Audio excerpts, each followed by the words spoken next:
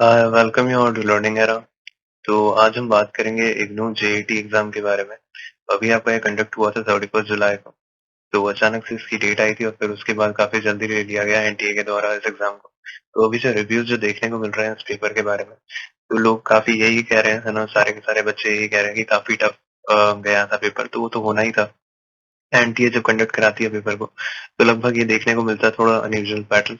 तो उसके अंदर ऐसा देखने को मिला कि जैसे यूपीएससी के अंदर जैसे सवाल आते हैं, तो उसी पैटर्न के अंदर लगभग यहाँ पर पूछे गए थे, है ना। तो लगभग उस सबको डिस्कस करेंगे एक एक करके हर एक सब्जेक्ट को कि लगभग यहाँ पर किस सब्जेक्ट के अंदर क्या रहा और आपकी आंसर की कब तक आ सकती है, उसको भी देखेंगे। और इसको भी देखेंगे अभी इस वीडियो के अंदर कि लगभग यहाँ पर अगली स्टेज के अंदर लगभग यहाँ पे कितनी टाइपिंग की स्पीड मांगी गई है। और अगर आपका पेपर अच्छा गया है तो आपको उसके लिए प्रिपेयर करना चाहिए या नहीं करना चाहिए, है ना। तो उन सबको यहाँ पे डिस्कस करेंगे, क्योंकि इस बार क्या है कि आपकी जो टाइपिंग की स्पीड है वो इसके अंदर अच्छी खासी मांगी गई है इग्नू जेईटी के अंदर। यहाँ पर उसको भी डिस्कस करेंगे कि क्यों आपको पहले से ही प्रिपेयर करना पड़ेगा। अगर आपको अभी जो आपने पेपर दिया है वो अगर आपका अच्छा हुआ है, तो उसको डिस्कस करेंगे कि क्यों आपको पहले से ही इसको प्रिपेयर करना चाहिए अगर आपको ये लग रहा है कि आपका इसके अंदर सिलेक्शन हो जाएगा। तो सबसे पहले हम यहाँ पे वैकेंसीज को देख लेते हैं कि आपके यहाँ पे जो वैकेंसी जो अवेलेबल है, वो देखो यहाँ पर ओवरऑल यहाँ पर 200 वैकेंसीज अवेलेबल है। और यहाँ पर आप अपनी अपनी कैटेगरीज के अकॉर्डिंग देख सकते हैं कि यूआर के अंदर यहाँ पे 83 है और एससी कैटेगरी के अंदर यहाँ पे 29 है। वैसे ही आप अपनी अपनी कैटेगरीज का भी देख सकते हैं अगर आप देखना चाहते हो तो वीडियो को पॉज करके। अब आगे चलने से पहले हम सबसे पहले ये भी देख लेते हैं कि देखो यहाँ पर जो आपका नोटिफिकेशन है उसी के अंदर यहाँ पर साफ साफ लिखा है कि अभी आपकी जो टाइपिंग के लिए कितने गुना यहाँ पर बच्चे बुलाए जाएंगे वैकेंसीज के। तो यहाँ पर लिखा है the merit list will be prepared keeping the number of candidates to be qualified as 10 times the number of vacancies. तो यहाँ पर 10 गुना बच्चे यहाँ पर बुलाए जाने वाले, ठीक है, वैकेंसीज के 10 गुना। तो अभी हमने यहाँ पे पीछे की वैकेंसीज देखी हैं, तो लगभग आपकी ओवरऑल वैकेंसीज यहाँ पे 200 थी, तो उसके 10 गुना मतलब यहाँ पर लगभग 2000 बच्चे बुलाए जाएंगे, ठीक है, टाइपिंग टेस्ट के लिए। और अगर हम कैटेगरी वाइज देखें तो जैसे 83 यहाँ पे यूआर की थी, तो 83 इंटू 10 तो मतलब 830 आप मान कर चल सकते हैं कि यूआर से लगभग इतने ही बच्चे बुलाए जाएंगे, 830 के अप्रॉक्स। और अगर हम वैसे बात करें यहाँ पर, तो देखो यहाँ पर जो आपकी स्कीम थी, है ना, तो उसके अंदर देखो क्या अच्छी चीज थी और क्या बुरी चीज थी, उसको भी यहाँ पर देखते हैं सबसे पहले। देखो यहाँ पे जो जनरल अवेयरनेस थी, है ना, इसके अंदर भी जो पैटर्न था उसको भी डिस्कस करेंगे अभी। लेकिन अभी जो है यहाँ पर उसको हम मार्किंग स्कीम को देख लेते हैं। यहाँ पर 30 सवाल यहाँ पर हर एक सब्जेक्ट के थे। बस यहाँ पर एक चीज अच्छी ये थी कि यहाँ पर जिनकी भी मान लो इंग्लिश के अंदर जिनकी इतनी कमांड नहीं है लेकिन वो हिंदी के अंदर अच्छे हैं, तो वो हिंदी वाला सेक्शन ऑप्ट कर सकते थे। और जिनकी भी यहाँ पर इंग्लिश के अंदर अच्छी कमांड है तो इंग्लिश वाला कर सकते थे, क्योंकि जनरली क्या होता है, जिनकी इतनी इंग्लिश अच्छी नहीं होती है ना, तो उनको यहाँ पे दिक्कत आती है। तो एनटीए ने ये वाला जो किया था, है ना, इस तरीके से जो लिया था, ये फिर भी थोड़ा ठीक था, है ना, लेना कि यहाँ पर हिंदी वालों को अलग था और इंग्लिश वालों को अलग था, है ना। ये वाली एक अच्छी बात है। और तीसरी बात ये कि यहाँ पे कोई भी नेगेटिव मार्किंग नहीं थी। तो ये वाली चीज कई लोगों ने यहाँ पे इंस्ट्रक्शंस के अंदर पढ़ी ही नहीं थी, है ना। जब आपका जो पेपर लिया गया था उससे पहले आपको यहाँ पे इंस्ट्रक्शंस पढ़वाए गए थे, जब आपका पेपर शुरू होने वाला था उससे पहले स्क्रीन पे। तो उन इंस्ट्रक्शंस के अंदर साफ-साफ गिवन था कि कोई भी नेगेटिव मार्किंग नहीं होगी, है ना? तो आपको वो पढ़कर ही पूरा अटेम्प्ट करना था। कई लोगों ने यहाँ पर ऐसा भी किया है कि उनको ये वाली बात पता थी, लेकिन पेपर था ही इतना लेंथी कि वो कर ही नहीं पाए पूरे अटेम्प्ट, लेकिन आपको तब भी करने चाहिए थे। क्योंकि क्या होता है कि अगर मान लो आपके 10 अगर आपके सवाल ऐसे रह गए, है ना? और उनमें से अगर मान लो 10 में से अगर आपके 2 या 3 तुक्के भी लगते हैं, तो भी आपको यहाँ पे 3 नंबर तो एक्स्ट्रा मिलते हैं। तो एटलीस्ट वो वाली एक बात थी, है ना, जो यहाँ पर कई लोग मिस आउट कर गए, है ना, क्योंकि यहाँ पे जो इंस्ट्रक्शंस थे उनके अंदर साफ-साफ गिवन था ये कि यहाँ पर कोई भी नेगेटिव मार्किंग नहीं होने वाली है। तो आपको लगभग सारे ही अटेम्प्ट करने थे, आपको कोई भी एक भी सवाल नहीं छोड़ना था वहाँ पर। अब आगे बढ़ने से पहले हम एक बार इस टाइपिंग की वाली बात को भी देख लेते हैं कि देखो टाइपिंग जो है आपकी, है ना, वो यहाँ पर 40 वर्ड्स पर मिनट की यहाँ पर स्पीड मांगी गई है इंग्लिश के अंदर, जो कि अपने आप में काफी ज्यादा होती है, ठीक है।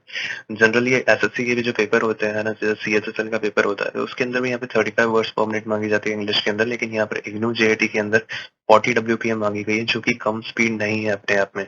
तो अगर आपका पेपर अच्छा हुआ है और अगर आप टाइपिंग में अच्छे नहीं है या आपको टाइपिंग बिल्कुल भी नहीं आती, तो आपको उसको अभी से ही प्रिपेयर करना पड़ेगा। या तो आप थोड़ा टाइम इंतजार कर सकते हैं आंसर की आ जाए तब तक, वो भी हम डिस्कस करेंगे अभी वीडियो के अंदर की कब तक आ सकती है। लेकिन अगर आपका पेपर अच्छा हुआ है और अगर आपको लग रहा है कि आपका निकल जाएगा, है ना, प्री, तो आपको इसके बाद आपको टाइपिंग के लिए इतना टाइम नहीं दिया जाएगा, है ना? किसी भी एग्ज़ाम के अंदर इतना टाइम नहीं दिया जाता। आपको पहले से ही समझना पड़ता है कि आपका होगा या नहीं होगा और उसके बाद ही आपको फिर टाइपिंग के अकॉर्डिंग आपको तैयारी करनी पड़ती है। नहीं तो अगर आपकी टाइपिंग अच्छी है पहले से तो कोई दिक्कत नहीं आएगी। लेकिन अगर अच्छी नहीं है, तो आपको अभी से आपको इसको प्रिपेयर करना पड़ेगा। आपको खुद जज करना पड़ेगा कि आपका पेपर कैसा रहा है, नहीं तो आप आंसर की तक वेट कर सकते हैं थोड़ा। और इंग्लिश के अंदर यहाँ पे 40 डब्ल्यूपीएम माँगी गई है। वैसे अगर मैं यहाँ पर बात करूँ हिंदी के लिए, तो यहाँ पर हिंदी के लिए यहाँ पे 35 वर्ड्स पर मिनट की यहाँ पे टाइपिंग माँगी गई है आपसे। तो ये भी ज़्यादा ही है ना? क्योंकि जनरली इतनी टाइपिंग स्पीड नहीं माँगी जाती है। तो आपको इसके पहले से ही आपको उसका प्रिपेयर करना पड़ेगा।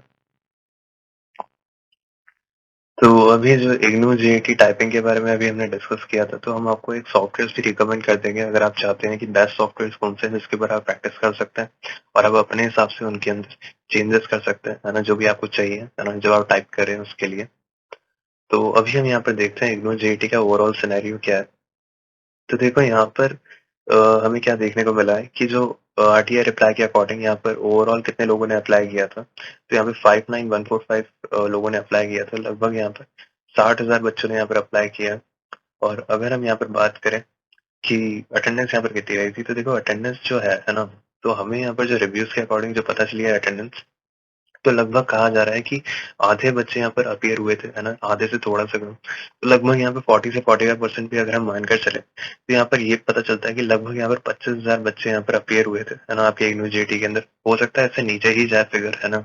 ये एक रफ फिगर है, तो हम एक अप्रोक्सीमेशन ही ले रहे हैं यहाँ पर सिर्फ। और अगर हम यहाँ पर वैकेंसीज की बात करें, तो लगभग यहाँ पर 10 गुना यहाँ पर वैकेंसीज के बच्चे बुलाए जाएंगे, है ना?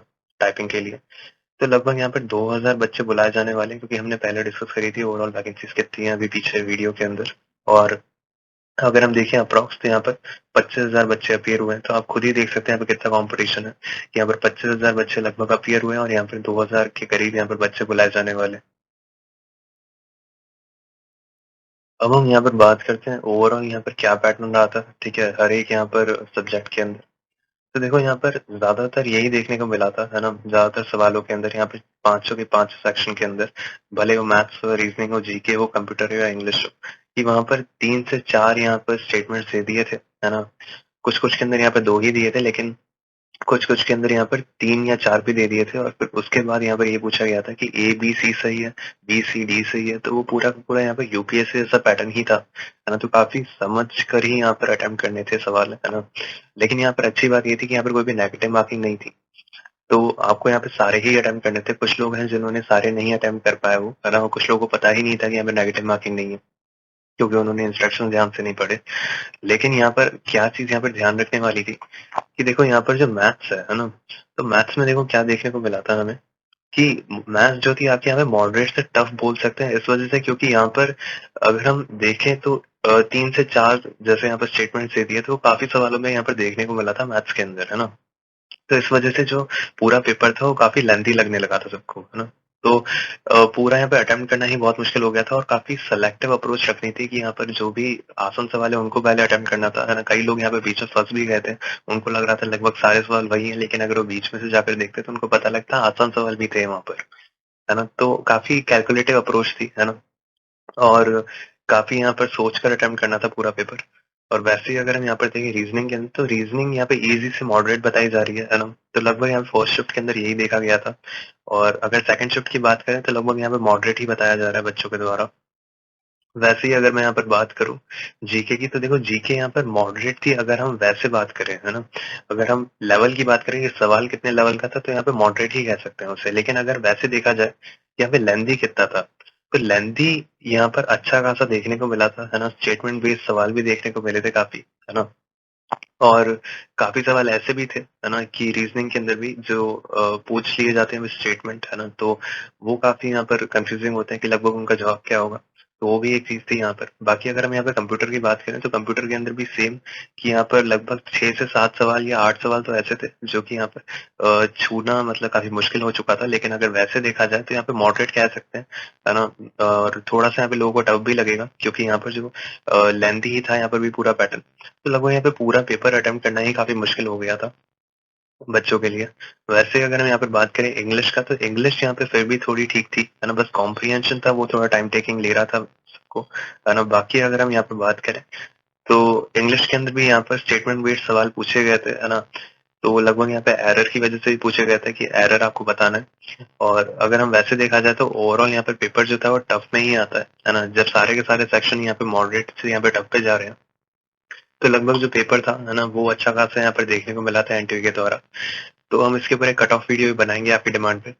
और जनरली अभी अगर देखा जाए, है ना? तो ये इस टाइप का पेपर ही यहाँ पर एनटीए लगभग लेती है ना? और आपको आगे के लिए भी आपको ऐसे ही प्रिपेयर करना पड़ेगा, है ना? एग्ज़ाम्स के लिए जो भी यहाँ पे एनटीए कंडक्ट करती है। अब अगर हम यहाँ पर बात करें कि इग्नू जेईटी एक्सपेक्टेड आंसर की यहाँ पर आपकी कब तक आ सकती है ना? देखो यहाँ पर आंसर की आपकी लगभग यहाँ पर 8 या 10 दिन लेगी, है ना? लगभग इतना ही टाइम देती है एनटीए आंसर की रिलीज़ करने में। लेकिन अभी जैसे जेएनयू का जो पेपर हुआ था, जो कि एनटीए ने ही लिया था, तो उसके अंदर ये देखने को मिला था कि उन्होंने आंसर की को काफ़ी डिले कर दिया था, है ना? तो हो सकता है कि डिले भी हो सकती है, लेकिन जनरली जो एक्सपेक्टेड यहाँ पर डेट रहेगी, वो यहाँ पर लगभग 1 हफ्ते के बाद ही रहेगी, है ना? कि इतना टाइम देती है एनटीए, है ना? 8 से 10 दिन। तो लगभग आपको 7 अगस्त से यहाँ पर 11 अगस्त के बीच में आपको देखने को मिल जाएगा, आपको यहाँ पर अपनी आंसर की। ऐसी और वीडियोस पाने के लिए हमारे चैनल को सब्सक्राइब कर सकते हैं, हमारे साथ टेलीग्राम चैनल पे भी जुड़ सकते हैं, जिसका लिंक आपको डिस्क्रिप्शन सेक्शन के अंदर मिल जाएगा।